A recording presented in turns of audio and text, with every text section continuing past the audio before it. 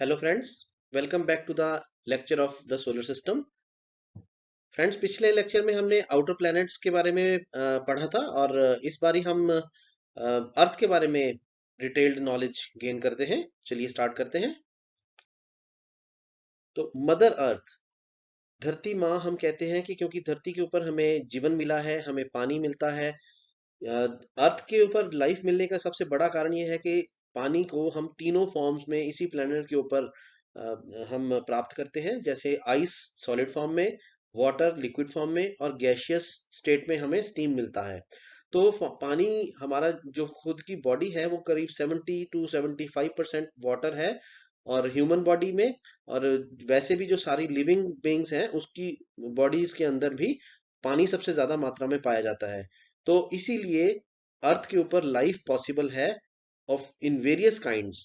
तो इसीलिए हम धरती को धरती माँ भी बोलते हैं, क्योंकि ये हमें जीवन प्रदान करती हैं। तो seen from space, Earth appears as a bluish-white sphere. Its wealth of plants and animal life, snow-covered peaks, blue oceans, and white clouds make the Earth a beautiful planet. Human beings have explored it extensively, yet the first-hand knowledge of the Earth is limited to a thin shell of rock and water extending to a few kilometers below the surface and to the atmosphere above. तो जैसा कि हम जानते ही हैं कि जैसे space से अगर हम अर्थ को देखें तो एक blue planet, bluish white planet हमें दिखाई देता है। ब्लू है जो वो सिग्निफाई कर रहा है कि सारा पानी है, और ग्रीनिश जो है वो लैंड एरिया है। ये सारा ब्लूइश जितना है ये वाटर है, ओशंस हैं। और ये ग्रीनिश एरिया जो है लैंड एरिया है। और ये वाइटिश प्लेनेट जो है ये ऊपर के क्लाउड्स या गैसियस एटमॉस्फेयर है, और एटमॉस्फेयर को सिग्निफाई कर रहा है। तो एटमॉस्फेयर भी सरफेस ऑफ अर्थ से कुछ हायर अप किलोमीटर्स तक हमें मिलता है, जिसकी वजह से हम इसके अंदर जो गैसेस हैं वो रिटेन्ड पाते हैं, और ऑक्सीजन की मात्रा भी हमें एटमॉस्फेयर के कारण ही सफिशिएंट मिल जाती है ताकि हम रेस्पायर कर सकें। और कार्बन डाइऑक्साइड भी मिलती है ताकि हमें कुछ हीट भी इसको इसके अंदर एंट्रैप की जा सके, ताकि सरफेस का टेम्परेचर मेंटेन किया जा सके through a season within some reasonable limits. तो जैसे सर्दियों में हम टेम्परेचर पाते हैं कि थोड़ा कूल रहता है, और गर्मियों में टेम्परेचर थोड़ा गर्म भी रहता है, लेकिन बहुत ज्यादा एक्सट्रीम्स में नहीं होता, अनबियरेबल टेम्परेचर एक्सट्रीम्स में नहीं जाता है।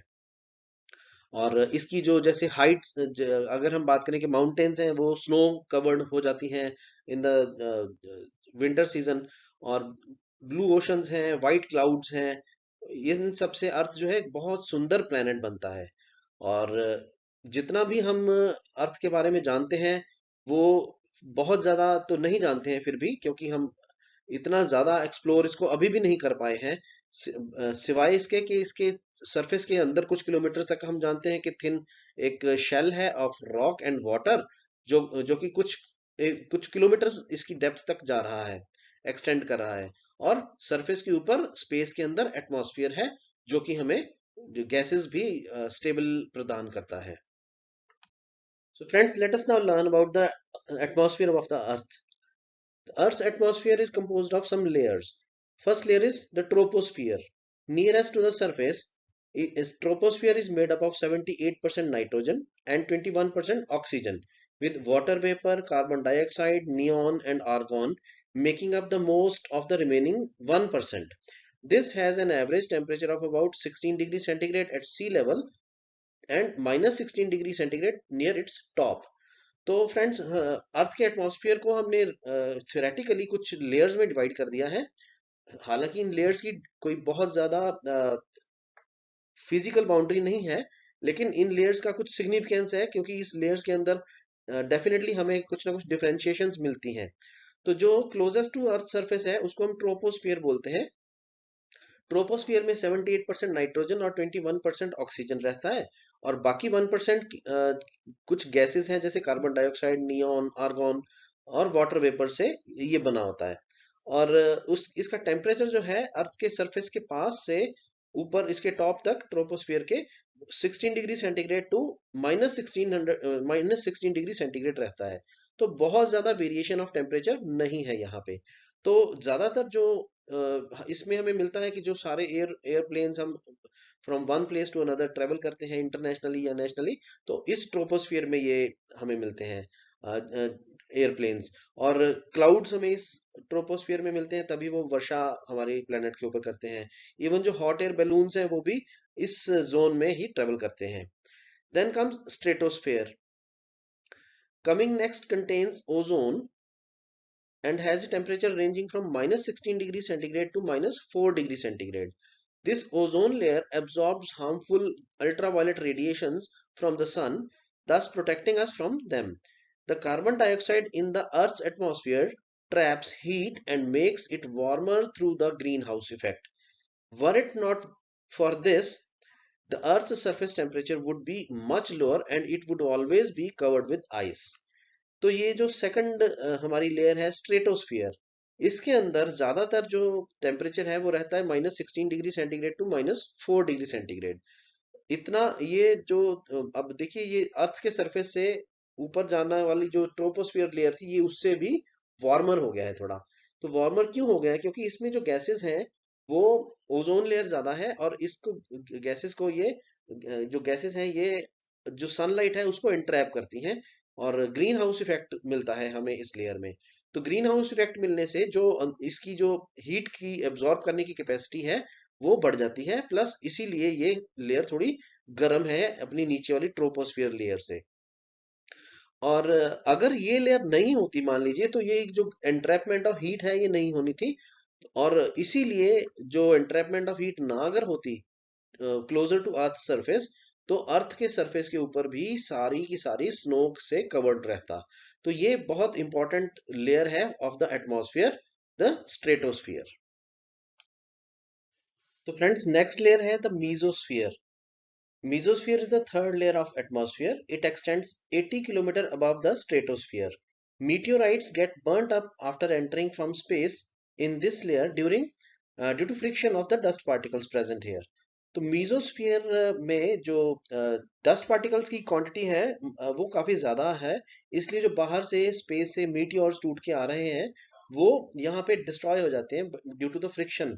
फ्रिक्शन से जो हीट प्रोड्यूस होती है उस फ्रिक्शन से ये मीटियोराइट्स बर्न अप हो जाते हैं और अर्थ के सरफेस से पहुंचने से पहले ही ये डिस्ट्रॉय हो जाते हैं। इससे बाहर की लेयर है the thermosphere. The temperature rises rapidly with increase in height in this layer. Ionosphere is part of this layer. It extends between 80 to 400 km above the surface of Earth. It extends, it helps transmission of radio waves by reflecting them back to the Earth's surface. तो basically ये जो thermosphere layer है of the atmosphere ये हमें communication में help करती है। जियो stationery satellites सारे के सारे इस लेयर के अंदर अर्थ के अराउंड चक्कर काटते हैं और वो ही हमें हेल्प करते हैं to transmit signals from the earth surface of one place to another. और इसी वजह से जो रेडियो वेव्स हैं वो भी रिफ्लेक्ट बैक करती हैं टू द अर्थ सरफेस। और इसका जो टेम्परेचर है वो काफी राइज कर जाता है विद इंक्रीजिंग हाइट। और इसकी जो एक्सटेंशन है that ranges from 80 kilometer to 400 kilometer above the surface of earth. Then outermost layer है उसका नाम है exosphere. Exosphere is the uppermost layer of the atmosphere and it has a very thin air. बहुत कम density वाली air इसके अंदर रहती है और light gases like hydrogen helium float into space from this layer. और इस लेयर से जो हाइड्रोजन हीलियम है वो एस्केप आउट करती हैं to the outer space from the earth's atmosphere. तो अर्थ की स्पेस के बारे में जानने के बाद आइए जानने की कोशिश करते हैं अर्थ के सरफेस के अंदर क्या है। तो structure and composition of earth's crust. Earth's crust is about 10 kilometer thick under the oceans and about 65 kilometer thick under the continents. तो जो कॉन्टिनेंट्स हैं जो लैंड सरफेस है उसके नीचे अगर हम अर्थ के अंदर डेप्थ तक देखें तो करीब 65 किलोमीटर तक इसकी डेप्थ है। और जो लैंड एरिया के अलावा जैसे ओशनिक एरिया है, जो ओशन है उसका जो सरफेस हम माने वो सरफेस जो वाटर का सरफेस है उससे भी करीब 50-55 किलोमीटर डेप्थ में उसका बेस रहता है, बॉटम रहता है। तो उसके नीचे भी जो अर्थ का क्रस्ट है वो करीब 10 किलोमीटर तक एक्सटेंडेड मिलता है हमें। The main elements in the crust are oxygen that is 47.3% and silicon 27.7%। और बाकी जो ट्रेस एलिमेंट्स हैं वो भी हमें इस अर्थ के क्रस्ट में मिलते हैं, जैसे aluminium, iron, calcium, sodium, potassium and magnesium make up about 23%, with less than 2% being made up of all other elements। तो ये उसका एलिमेंटल कॉम्पोजिशन है अर्थ का। ऑलमोस्ट सारे एलिमेंट्स हमें इसमें जो मिलते हैं उनका हमने मेंशन इसमें किया है। The crust is the topmost part of a layer called lithosphere, the earth's outer layer।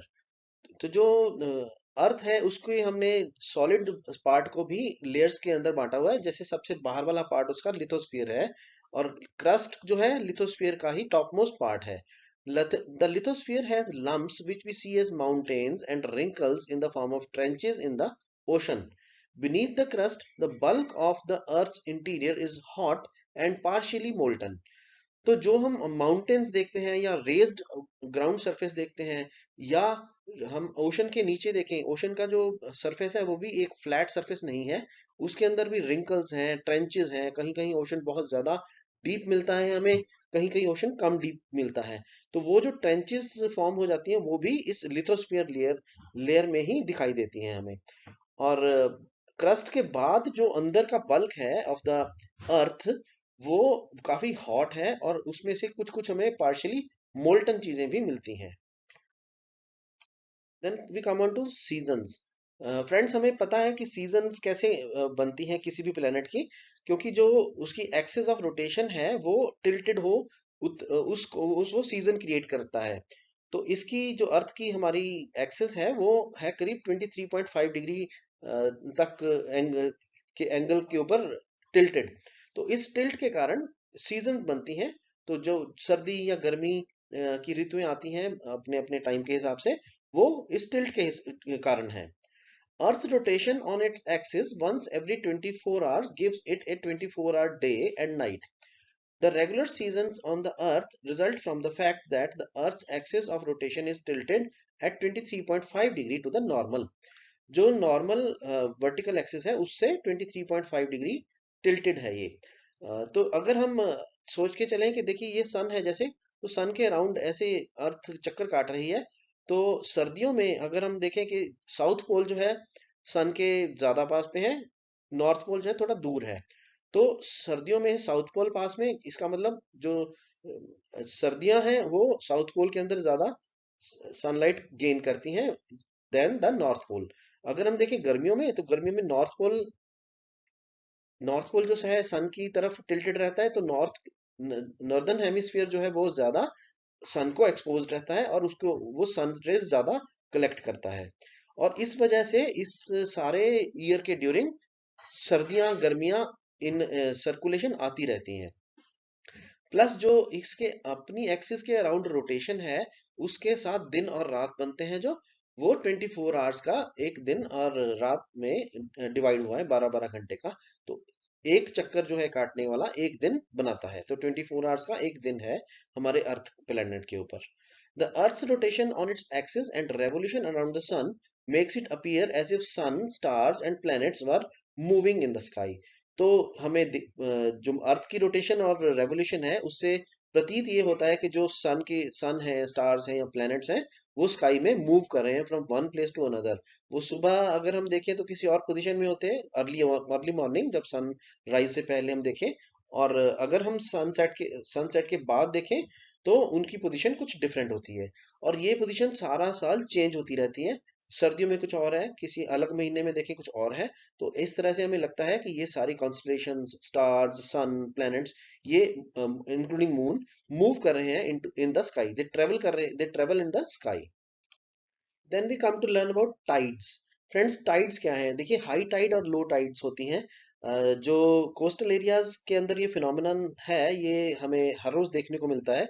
क्या होता है कि जब सन अर्थ के पास में है, तो सन अपनी ग्रेविटेशनल पुल के साथ अर्थ को अपनी तरफ खींचने की कोशिश करता है। अर्थ बीइंग सॉलिड और फिक्स्ड और हैवी ऑब्जेक्ट है, इसलिए अर्थ खुद तो नहीं पूरी खींच के जाती, लेकिन उसके अंदर जो लूज वाटर बॉडीज हैं, वाटर लूज पड़ा हुआ है, जैसे ओशनिक वाटर है, वो सन की तरफ जरूर अट्रैक्ट होता है और उसके अंदर ओशनिक टाइड्स आती हैं। तो इनको टाइड्स बोला जाता है जब वो पानी मून की तरफ खींचा चला जाता है। Then there are phenomena like tides in the sea or ocean. High and low tides are caused by moon's gravitational pull, which generates something called tidal force.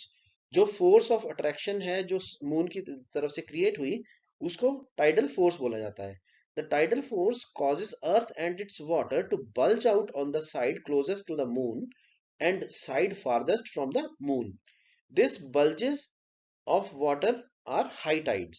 तो इन पोर्शंस में जो एग्जैक्टली ऑपोजिट टू मून है, इस portion में जो bulge है वो water का सबसे ज्यादा होगा, और इंक्लूडिंग दिस ऑपोजिट सरफेस, क्योंकि यहाँ भी जो मून की तरफ खिंचाव है वो भी बनेगा, लेकिन at the angle of 90 degree, कहिए कि इस पोल पे और इस पोल पे वो जो फोर्स ऑफ टाइडल फोर्स है वो इतनी ज्यादा नहीं बनेगी, और इसका जो लूज वाटर है या जिसका जो बल्ज बनता है इधर, वो इतना बल्ज नहीं बनता है।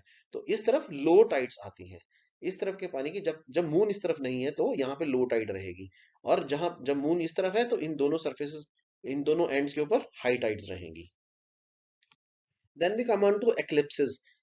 एक्लिप्सेस क्या है? सूर्य और चंद्रमा के ग्रहण, ग्रहण को बोलते हैं हम एक्लिप्सेस।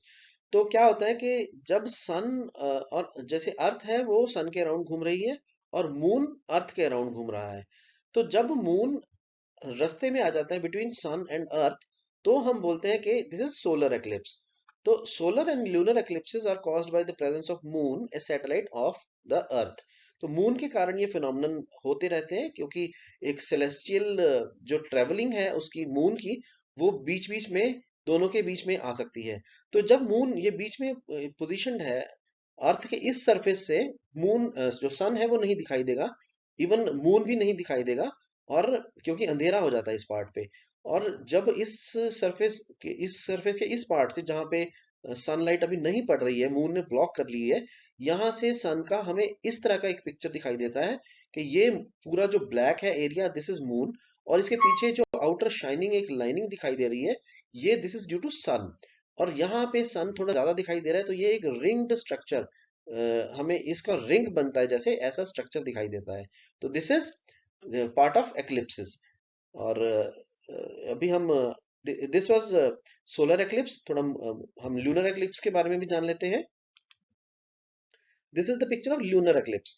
तो जब धरती आ जाती है बिटवीन मून एंड सन, तो हमें धरती के इस पार्ट से जो फर्दर फार्दर है फ्रॉम द सन, मून दिखाई नहीं देता, क्योंकि मून की ये शैडो, धरती की जो शैडो है, मून इसके अंदर एनगल्फ हो गया है, और इसको हम अ, बोलते हैं कि दिस इज लूनर एक्लिप्स। तो इस कंडीशन में जो मून है हमें ऐसा रेडिश दिखाई देता है, this is called blood moon.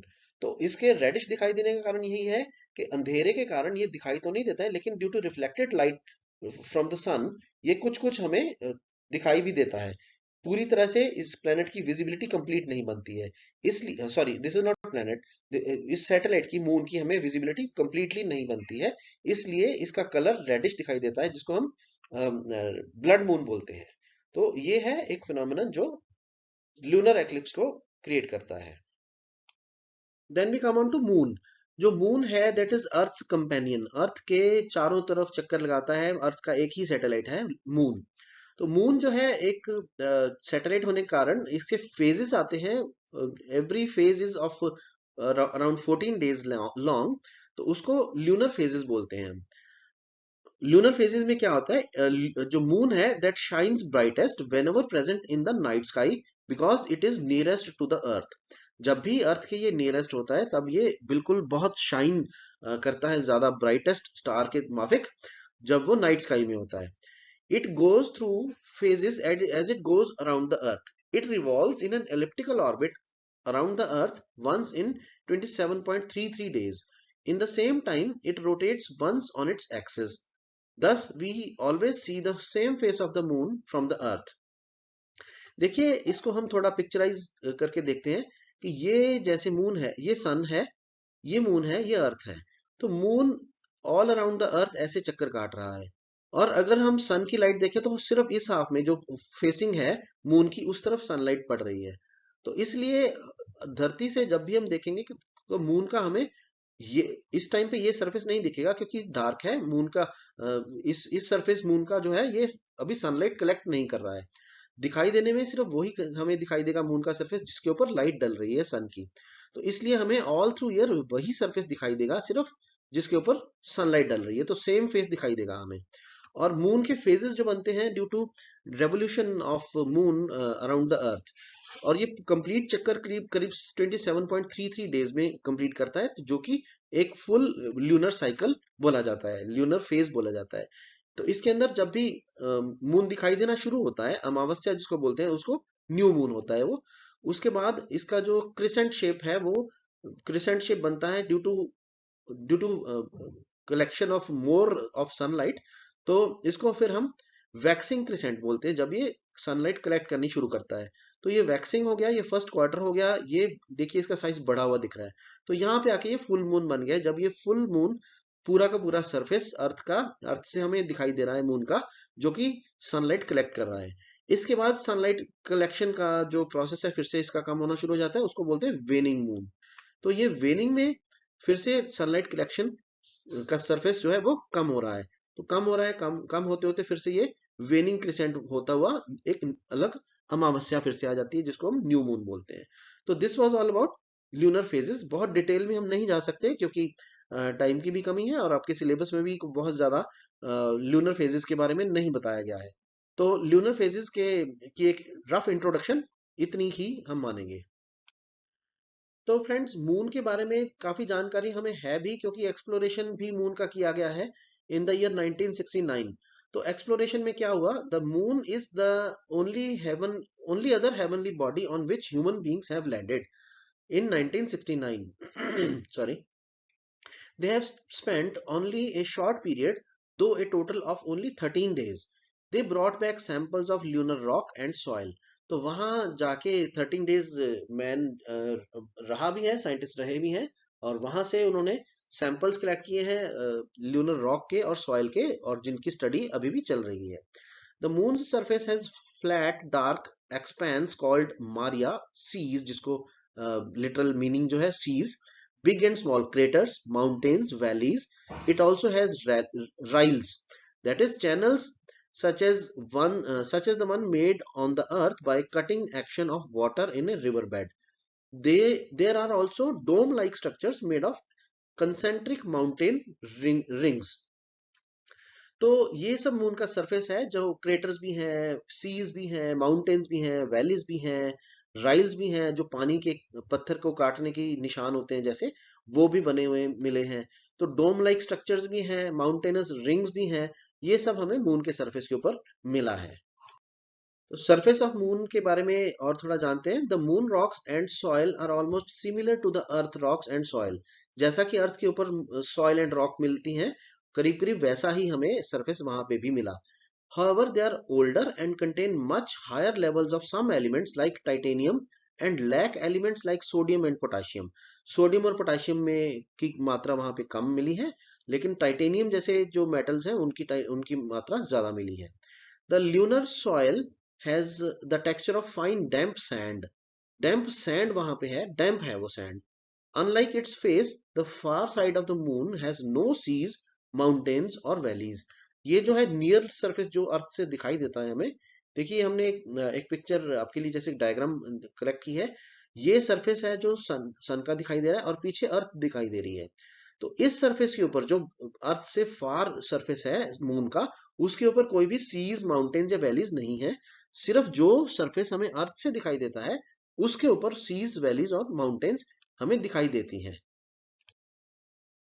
It has uniformly distributed craters. The temperature of the moon ranges from 130 degrees centigrade in areas directly under the sun to minus 170 degrees centigrade on the night side.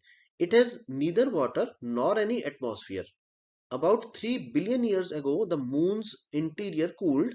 Then, since then, it has changed very little and has settled down to a quiet existence. तो जो इसका craters हैं वो almost uniformly distributed हैं through out its surface, पूरे के पूरे moon के ऊपर।